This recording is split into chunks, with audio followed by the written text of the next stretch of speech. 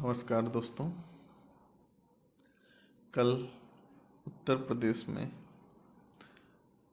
आखिरी चरण का चुनाव है और यह उत्तर प्रदेश के सबसे पूर्वी अंचल का, जिसको पूर्वांचल कहते हैं, उसका चुनाव है। और पूर्वांचल में आप जानते हैं कि यह वह क्षेत्र है जहाँ पे हमेशा से माफियाओं का, बाहुबलियों का और ऐसे लोगों का दबदबा रहा है जो खुद को सरकार से ऊपर समझते हैं। मैं खुद आजमगढ़ का रहने वाला हूँ। लालगंज के क्षेत्र, सिधौना क्षेत्र का, चाकीडी ग्राम सभा का हूँ। और मैंने भी कई बार महसूस किया है कि यहाँ के लोगों में जो सक्षम हैं, जो खुद को कुछ समझते हैं, उनकी मानसिकता क्या है। कई बार मैंने देखा है कि लोग अपने दरवाजे पे बैठ के रास्ते से जाते हुए लोगों को देखते हैं और टिप्पणी करते हैं कि फलाना 2 दिन से बिना इधर देखे हुए अकड़ के हमारे सामने से निकल जा रहा है। और लोग ये हमेशा देखते रहते हैं कि कौन उनके दरवाजे आ रहा है, कौन नहीं आ रहा है।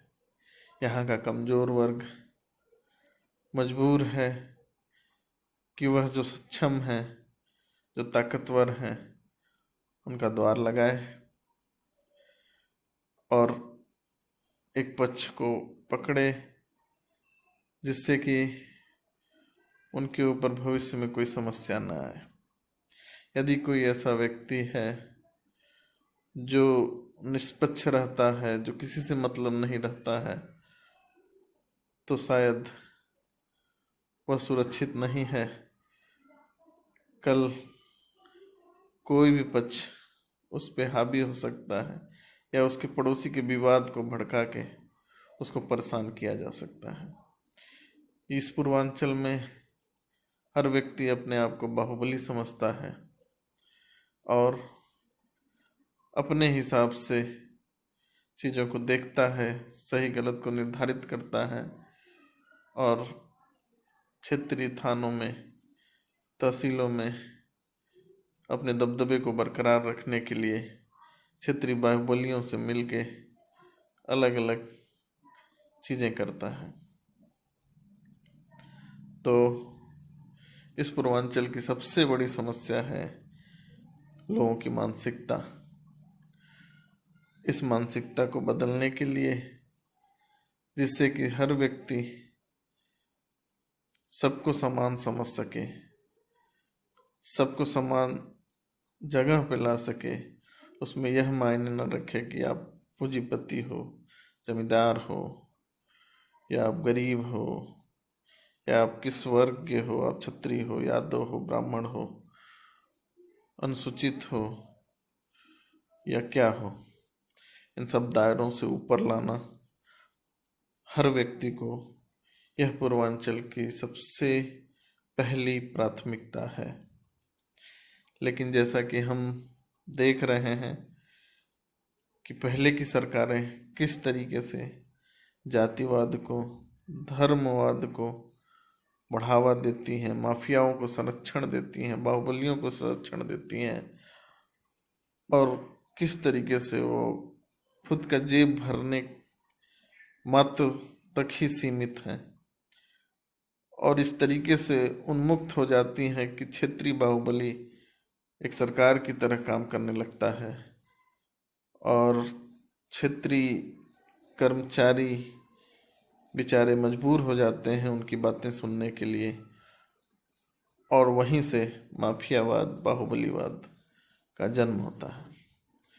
अतः दोस्तों, योगी सरकार जब से आई है, आप देख रहे हैं किस तरीके से माफियाओं के ऊपर नकेल लग रही है, किस तरीके से विकास को एक नई ऊर्जा मिली है, एक नया वेग मिला है और अब देख रहे हैं कि किस तरीके से हमारी बहू बेटियां घर में सुरक्षित हैं। और सबसे महत्वपूर्ण बात कि जो लोगों का हक है, चाहे वह राशन हो, चाहे मकान हो, चाहे अन्य सुविधाएं हो, वह उनको हक से मिल रही हैं। और मोदी जी की किसान सम्मान निधि सबसे बड़ा लोगों के लिए एक अमृत की तरह काम कर रहा है, जिससे कि वह अपने आप को फाइनेंशियली मजबूत समझ रहे हैं कि जो पैसा मोदी जी हमको भेज रहे हैं उससे उनकी बहुत सारी ज़रूरतें पूरी हो रही हैं। जैसे कि एक गरीब के लिए राशन तो मिल जा रहा है, सब कुछ मिल जा रहा है, लेकिन उस 2,000 रुपये में वह नमक, मसाले, तेल, अन्य चीज़ों की व्यवस्था कर पा रहा है और अपने परिवार को चला पा रहा है। अब ये तो रही पूर्वांचल की बात, राज्य की बात। मैं एक बात पे और आप लोगों का ध्यान खींचना चाहूँगा, जो राष्ट्रवादी है। दोस्तों, यह प्रश्न हमेशा से उठता रहा है कि पृथ्वीराज चौहान और गौरी के बीच के युद्ध जो 2 बार हुआ, और दूसरे युद्ध में जब पृथ्वीराज चौहान पराजित हुए और गौरी ने उनको कैद करके उनकी आंखें फोड़ दी, तो प्रश्न यह उठता है कि पहले युद्ध में जब पृथ्वीराज चौहान ने उनको हराया था, तो वही चीज उन्होंने क्यों नहीं की। एक हिंदू, एक योद्धा हिंदू, एक वीर हिंदू कभी भी एक कमजोर पे वार नहीं करता है। और यही उदारता हमारे राष्ट्र के लिए बहुत घातक इतिहास में साबित हुई। और गौरी का प्रथम युद्ध में बच जाना एक इतिहास को लेके आया दूसरे युद्ध में, और जयचंद के सहयोग से उसने हिंदुस्तान पे कब्जा किया। और आपने देखा कि एक बार गौरी के आने के बाद 900 साल तक देश गुलाम रहा। 1947 में हमें आज़ादी मिली, जिसमें कई वीर शहीदों ने अपने प्राण की आहुति दी और पूरे देश ने कहीं न कहीं बहुत सी चीज़ों की कुर्बानी दी, तब जाके यह आज़ादी हमको नसीब हुई। लेकिन एक जयचंद जो पृथ्वीराज चौहान के समय दूसरे युद्ध में गौरी का साथ दिया था, उसी तरीके से एक जयचंद और पैदा हुआ। और बंटवारे के बाद जब हिंदुस्तान को एक हिंदू राष्ट्र हो जाना चाहिए था, लेकिन वहीं नेहरू ने इंदिरा के माध्यम से उनकी शादी करा के एक मुसलमान से यह साबित किया कि यहाँ के रहने वाले मुसलमान हमारे पक्षधर होंगे। और केवल उस वोट बैंक की राजनीति में उन्होंने यहाँ रुके हुए मुसलमानों को एक दीमक की तरह मौका दिया, कोई कैसे धीरे धीरे देश के हिंदुत्व को, देश की संस्कृति को, देश की सभ्यता को चालें। और देखिए कि आज स्थिति क्या है कि पाकिस्तान जैसे देश में जहाँ हिंदुओं का कोई अस्तित्व नहीं है, वहाँ कोई सोच भी नहीं सकता कि एक हिंदू अपनी आवाज़ उठा सकता है। लेकिन आज 70 साल बीत जाने के बाद भी इस हिंदुस्तान में आज भी लोग घबराए हुए हैं कि शायद कभी मुसलमान या एक वर्ग हमारे ऊपर हावी हो जाएगा। ऐसा क्यों है? क्योंकि समय समय पे वही जयचंद जिसने गौरी का साथ दिया था, इस एक विशेष धर्म का साथ दे रहा है, जिसके मन में केवल कट्टरता है और कुछ नहीं। वह केवल एक ही सिद्धांत पे काम करता है कि सबको मुसलमान बनाया जाए, और उनके संगठन भी उनको पूरी तरीके से सहयोग करते हैं। लेकिन दोस्तों, आप सोचिए कि हिंदुत्व वह विशाल बरगद है जिसकी कई शाखाएं हैं, कई जाति हैं। कोई यादव है, कोई क्षत्रिय है, कोई जाटव है। क्षत्रियों में भी कई कुल हैं, वंश हैं। यादव में भी हैं, पंडितों में भी हैं। हम कई शाखाओं में बटे हुए हैं। लेकिन इस हिंदुस्तान में जो अल्पसंख्यक हैं वह उस छोटे पेड़ की तरह हैं जो इन शाखाओं के नीचे उस बरगद की छाया में अभी बढ़ रहे हैं। लेकिन दोस्तों, आज के राजनीति की स्थिति यह हो गई है कि हर वर्ग अपनी अपनी शाखा को पकड़ के राजनीति कर रहा है।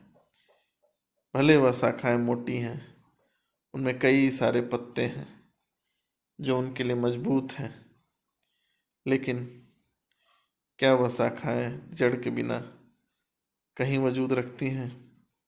मैं पूछना चाहता हूँ कि जो जो पार्टियां जातिगत राजनीति कर रही हैं वह उस बरगद की एक शाखा, उस एक जाति को पकड़ती हैं और अल्पसंख्यक के किसी वर्ग को पकड़ती हैं। लेकिन वह अल्पसंख्यक वर्ग जड़ के साथ है, भले छोटा पेड़ है, लेकिन कल आप यदि उस बरगद से अलग होंगे तो आपकी मजबूरी हो जाएगी कि आप उस छोटे से पेड़ का हिस्सा बने और उसको मजबूत करें।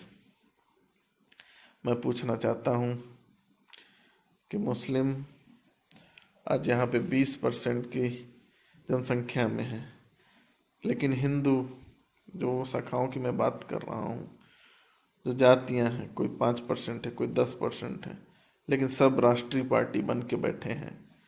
लेकिन मुस्लिम की एक राष्ट्रीय पार्टी जो मेरे जहन में है, AIMM, जिसका ओवैसी जी अध्यक्ष हैं, वह राष्ट्रीय पार्टी है। लेकिन मुसलमान उनको क्यों नहीं वोट दे रहा है? क्योंकि वह जानता है कि जिस दिन मुसलमान अपनी एक बड़ी पार्टी बना के अलग होंगे, उसके विरोध में सारे हिंदू एक जगह वोट करेंगे। इसलिए वह इस प्रोपेगेंडा से बचने के लिए आज उन जाचंदों को ढूंढ रहा है जो उनका साथ दें और उनकी मानसिकता को बढ़ावा दें, उनकी चाहत को पूरा होने में उनकी मदद करें। आज हम राज्य की राजनीति में देख रहे हैं कि कैसे छोटी छोटी पार्टियां जो राष्ट्रीय पार्टी भी नहीं है, लेकिन राज्य में वह कोई कहता है MY फैक्टर, कोई अन्य फैक्टर। तो मैं पूछना चाहता हूं कि MY फैक्टर में, मुस्लिम और यादव फैक्टर में, कल यादव जो हिंदू धर्म का एक पार्ट है, जो क्या मैं कह रहा हूँ, जो बरगद की एक शाखा है, तो क्या वह शाखा उस मुस्लिम अल्पसंख्यक छोटे पेड़ को अपने में मिला सकती है? नहीं, यह संभव नहीं है। क्यों? क्योंकि शाखा के पास अपनी जड़ नहीं है, वह हिंदुत्व की जड़ है, और वह उससे जब भी अलग होगी तब उसे मुस्लिम जड़ में मिलना होगा और उसे भी मुसलमान बनना होगा। लेकिन केवल एक शाखा के दोगलेपन से हम पूरे बरगद को सुखा देंगे और हिंदुत्व का नामो निशान मिट जाएगा, और हम सभी को कल अल्पसंख्यक से बहुसंख्यक हो जाने वाले मुस्लिम धर्म में मिल जाना होगा। दोस्तों, ठीक है, यह बातें धार्मिक हैं, लोग कट्टरता भी इसको मान सकते हैं, लेकिन आप सोचिए कि क्यों जो हिंदू हैं, हिंदू पार्टी बनाए हैं, चाहे वो यादव हो चाहे जाटव हो, लेकिन कभी उनके मंच से आपने भारत माता की जय के नारे रखते, वंदे मातरम के नारे रखते देखे हैं? कभी नहीं देखे होंगे। केवल और केवल एक भाजपा ही ऐसा मंच है जहां कोई भी नेता अपने भाषण की शुरुआत जय हिंद, वंदे मातरम, भारत माता की जय से शुरू करता है और भाषण का अंत वंदे मातरम, जय हिंद और भारत माता की जय से खत्म करता है। तो दोस्तों, आप सभी समझदार हैं। अब आइए, आपका फैसला है कि कल आप वोट किसको देंगे। आज की आपकी लोलुपता, स्वार्थ कल आपके बच्चों के भविष्य पे खतरा बन सकती हैं, इस राज्य पे खतरा बन सकती हैं, इस राष्ट्र पे खतरा बन सकती हैं। क्योंकि आपको पता होगा कि उत्तर प्रदेश ही वह प्रदेश है जो शुरू से ही सारे चीज़ों को झेलता आया है, चाहे वह गौरी का आना हो, चाहे अकबर का फतेहपुर सीकरी से राष्ट्र को चलाना हो, चाहे जो हो, औरंगजेब हो, जो भी हो, वह उत्तर प्रदेश से ही पूरे राष्ट्र को डील किया है। इसलिए दोस्तों, इस प्रदेश को बचाएंगे तो राष्ट्र को बचाएंगे। अतः कल जब वोट करने जाएं तो एक बार जरूर सोचें, अपने दिल पे हाथ रखें कि कौन सी सरकार आपके लिए बेहतर है और कौन सी सरकार आपके भविष्य को खराब कर सकती है। दोस्तों, बहुत ज़्यादा तो नहीं कहना चाहूँगा, बस एक बार योगी जी के त्याग को जरूर देखिएगा, मोदी जी के त्याग को जरूर देखिएगा। जय हिंद, जय भारत।